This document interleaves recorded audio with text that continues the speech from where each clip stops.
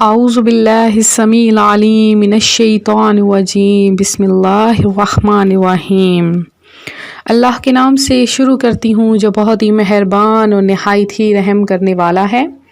روحانی وظائف چینل کی طرف سے تمام ویورز کو السلام علیکم ورحمۃ اللہ وبرکاتہ۔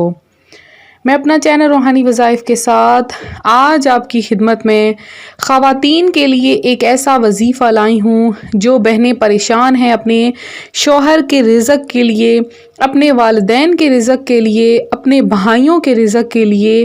ان کے لیے آج کا یہ خاص وظیفہ ہے۔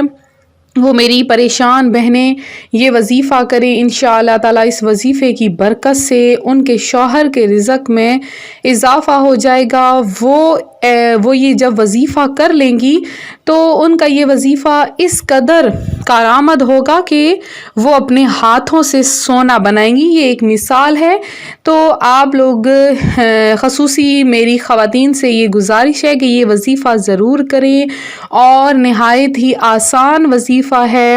دھیان سے اس وظیفے کو سنیں، اس پر عمل کریں، اور اس وظیفے کی برکت سے انشاءاللہ تعالیٰ آپ کے شوہر کے رزق میں اس قدر اضافہ ہوگا کہ آپ خود گنتی تھک جائیں گی۔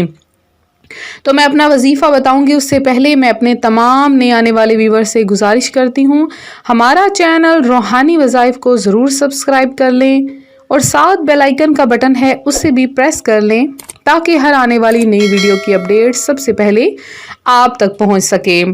حضرت سمرہ سوائی رحمۃ اللہ علیہ فرماتے ہیں، ہم پیارے آقا مکی مدنی مصطفیٰ صلی اللہ علیہ وآلہ وسلم کے دربار میں حاضر تھے کہ ایک شخص حاضر ہو کر عرض گزار ہوا، یا رسول اللہ صلی اللہ علیہ وآلہ وسلم، بارگاہ خداوندی میں سب سے اچھا عمل کون سا ہے؟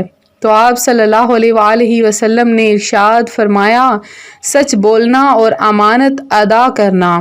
میں نے عرض کی، یا رسول اللہ صلی اللہ علیہ وآلہ وسلم، مزید کچھ ارشاد فرمائیے۔ فرمایا، کثرت ذکر اور مجھ پر درود پڑھنا بھی اچھا عمل ہے، اور یہ عمل فقر یعنی غربت کو دور کر دیتا ہے۔ تو آج کا ہمارا جو وظیفہ ہے وہ خواتین کے لیے ہے۔ تو میں خواتین کے حوالے سے کچھ چند باتیں بتاتی چلوں کہ تاریخ اسلام میں بے مثال خواتین کا ذکر ملتا ہے۔ ان میں صحابیات بھی گزری ہیں، ان سے فیض لیتی ہوئی کئی صالحات یعنی نیک خواتین بھی گزری ہیں، اور ان بے مثال خواتین کا کردار بھی بے مثال رہا ہے۔ تو آج میں آپ کو خواتین کے بارے میں بھی چند باتیں بتاؤں گی کہ حلال کھانا کھانے اور حرام سے بچنے کے فضائل بھی بتاؤں گی۔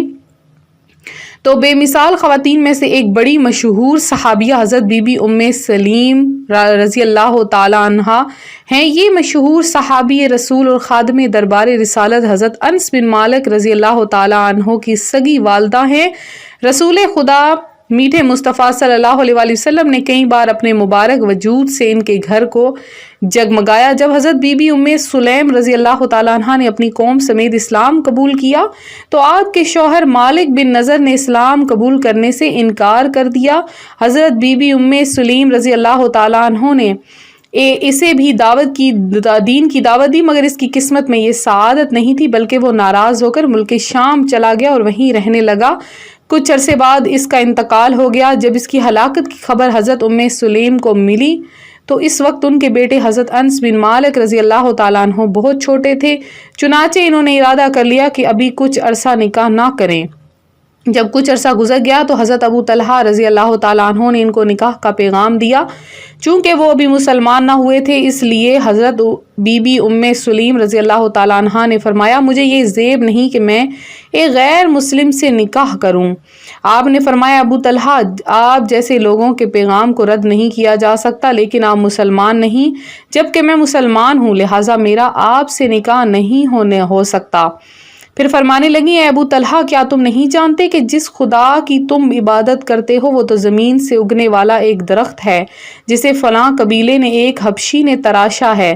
انہوں نے اقرار کیا تو فرمانے لگی اس کے باوجود تمہیں شرم نہیں آتی کہ زمین سے اگنے والی ایک لکڑی کو سجدہ کرتے ہو جسے فلاں قبیلے کے حبشی نے تیار کیا ہے؟ تو کیا آپ گواہی دیتے ہو کہ اللہ پاک کے سوا کوئی معبود نہیں اور حضرت محمد مصطفیٰ صلی اللہ علیہ وآلہ وسلم اللہ کے رسول ہیں؟ اگر یہ گواہی دیتے ہو تو میں شادی کے لیے تیار ہوں اور تمہارا اسلام قبول کرنا ہی میرا حق مہر ہوگا۔ اس بعد حضرت ابو طلحہ نے سوچنے کے لیے کچھ وقت مانگا اور چل دیے۔ جب کچھ سوچنے کے بعد واپس آئے تو کلمہ پڑھ کر مسلمان ہو گئے۔ پھر حضرت ام سلیم رضی اللہ تعالیٰ عنہ نے اپنے بیٹے حضرت انس رضی اللہ تعالیٰ عنہ کو حکم دیا کہ وہ ان کا نکاح پڑھوا دیں۔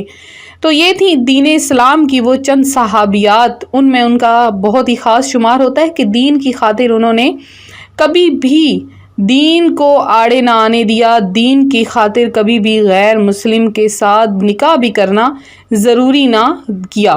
دوسری بات یہ ہے کہ آج عورتوں کی تعداد ہے کہ ان کا حال یہ ہے کہ مال و دولت، زیورات، عمدہ لباس وغیرہ کے حصول کے لیے بھاگ دوڑ کرتی نظر آتی ہیں، الماریاں بھری ہوئی ہوتی ہیں، مگر ان کے دلوں میں لالچ و حرص ختم نہیں ہو رہی اور مل جائے اچھا مل جائے اسی تگ و دو میں رہتی ہیں۔ افسوس کہ لاکھوں کے زیورات اور لباس ہونے کے باوجود راہ خدا میں ایک پائی خرچ کرتے ہوئے ہچکچاتی ہیں۔ ایسی خواتین کے لیے حضرت عمر بن عبدالعزیز رحمۃ اللہ علیہ کی بے مثال اہلیہ کا بے مثال کردار مشعل راہ ہے کہ وہ زیورات جو ان کے پاس تھے وہ ان کو اور ان کے والد نے دیے تھے جو اپنے وقت کے خلیفہ تھے۔ قطعی طور پر حضرت عمر بن عبدالعزیز کی اہلیہ ان کے زیورات کی مالکہ تھی۔ وہ چاہتی تو کہہ دیتی کہ میرے والد نے دیے ہیں، انہوں نے جہاں سے بھی لیے اب تو یہ میرے ہی ہیں، مگر انہوں نے ایسا کچھ نہ کیا بلکہ کمال تابعداری کا مظاہرہ کرتے ہوئے کہنے لگی کہ جیسے آپ کی رائے ہو کیجیے، میری طرف سے اجازت ہے۔ تو حضرت عمر بن عبدالعزیز نے ان کی تمام سونے زیورات کو غریبوں میں تقسیم کر دیا۔ تو یہ تھی حالت قناعت۔ تو حالت قناعت کیجئے، مال حلال کمائیے۔ اگر خواتین مال حلال اپنے شوہر کو کہیں گی تو کوئی بھی ایسا میاں جو ہے وہ شوہر نہیں ہوگا جو مال حلال نہ کمائے، کیونکہ حلال کھانے والوں کے رزق میں برکت ہوتی ہے، حلال کھانے والوں کے گناہ معاف ہوتے ہیں، حلال کھانے والوں کی دعائیں قبول ہوتی ہیں۔ اور ارشاد فرمایا جس نے 40 دن تک حلال کھایا اللہ پاک اس کے دل کو منور فرما دے گا اور اس کی زبان پر حکمت کے چشمے جاری فرما دے گا اور دنیا و آخرت میں اس کی رہنمائی فرمائے گا۔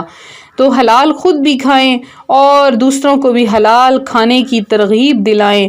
آج کا جو میرا وظیفہ ہے وہ ان بہنوں کے لیے ہی ہے جو کہ گھر میں بیٹھ کر پنجگانہ نماز پڑھتی ہیں، اپنے بچوں کو قرآن پاک کی تعلیم دیتی ہیں، دین سکھاتی ہیں، وہی اس چیز کی حقدار ہیں کہ اپنے شوہر کے رزق میں برکت پا سکیں۔ تو اپنے شوہر کے رزق میں برکت پانے کے لیے تو آپ کے لیے سب سے زیادہ ضروری ہے پنجگانہ نماز ادا کرنا۔ خواتین کے لیے تو نماز ادا کرنا بہت ہی ضروری بھی ہے اور آسان بھی ہے، وہ گھر میں رہتی ہیں، پنجگانہ نماز پڑھ سکتی ہیں۔ تو اپنے جو اصل نماز کا جو جگہ ہوتی ہے وہ گھر کی 4 دیواری کے اندر ہوتی ہے، گھر کے جو اندر والا کمرہ ہوتا ہے وہاں پر ہوتی ہے۔ تو کھلے عام نماز ادا نہ کیجیے بلکہ چھت جہاں پر ہو وہاں پر نماز ادا کریں۔ تو آپ لوگوں نے جو میں وظیفہ بتانے لگی ہوں وہ آپ نے صبح کی نماز کے بعد کرنا ہے۔ آپ نے کرنا کیا ہے کہ جب آپ کے شوہر کام پر جانے لگیں، کاروبار پر جانے لگیں، تو آپ لوگ ایک جو تسبیح ہے وہ آپ نے سورہ کوثر کی پڑھنی ہے، یعنی اِنَّا أَعْطَيْنَاكَ الْكَوْثَرَ فَصَلِّ لِرَبِّكَ وَانْحَرْ إِنَّ شَانِئَكَ هُوَ الْأَبْتَرُ۔ یہ آپ نے ایک تسبیح یعنی ایک تسبیح 100 مرتبہ، 100 دانے ہوتے ہیں، 100 مرتبہ آپ نے سورہ کوثر پڑھنی ہے اور 300 مرتبہ آپ نے یا سلام یا باسطو یا رزاقو، یا سلام یا باسطو یا رزاقو، یہ آپ نے 300 مرتبہ پڑھنا ہے اور اس کے اول آخر آپ نے 11 بار درود پاک پڑھنا ہے۔ اور اس وظیفے کو آپ نے اپنے شوہر کے اوپر دم بھی کرنا ہے اور ان کا پرس لے کر اس کے اوپر بھی دم کر دینا ہے اور اس کے بعد جو کھانا کھلائیں اس پر بھی دم کر دینا ہے۔ انشاءاللہ دیکھیے گا گھر میں بھی برکت ہوگی، شوہر کے کاروبار میں بھی برکت ہوگی اور آپ دیکھیں گے کہ کس طرح وہ روزی آپ کے گھر میں لے کر آتے ہیں، کس طرح سے رزق کی برسات ہوتی ہے، ان کے کاروبار میں کس قدر ترقی ہوتی ہے، دن بدن کاروبار چمکتا ہی جائے گا، چاہے وہ چند روپوں کا ہی کاروبار کیوں نہ ہو۔ تو یہ آپ نے وظیفہ ضرور کرنا ہے اور اپنی دوسری بہنوں کو بھی شیئر کرنا ہے تاکہ وہ بھی یہ وظیفہ کر کے اپنے شوہر کے رزق میں برکت دلوا سکیں۔ تو میں امید کرتی ہوں میرا آج کا یہ روحانی وظیفہ آپ کو پسند آیا ہوگا۔ اسی طرح سے مزید روحانی وظائف حاصل کرنے کے لیے ہمارا چینل ضرور سبسکرائب کریں، بیل آئیکن کا بٹن بھی پریس کریں تاکہ ہر آنے والی نئی ویڈیو کی اپڈیٹ سب سے پہلے آپ تک پہنچ سکے۔ جن بہنوں نے دعا میں حصہ لینا ہے اپنا نام کمنٹ سیکشن میں میسج کر دیں، انشاءاللہ ان کے لیے خصوصی دعا کا اہتمام کروایا جائے گا۔ ملتے ہیں اپنے اگلے وظیفے کے ساتھ، اپنی دعا میں یاد رکھیے گا، اپنا خیال رکھیے گا، فی امان اللہ۔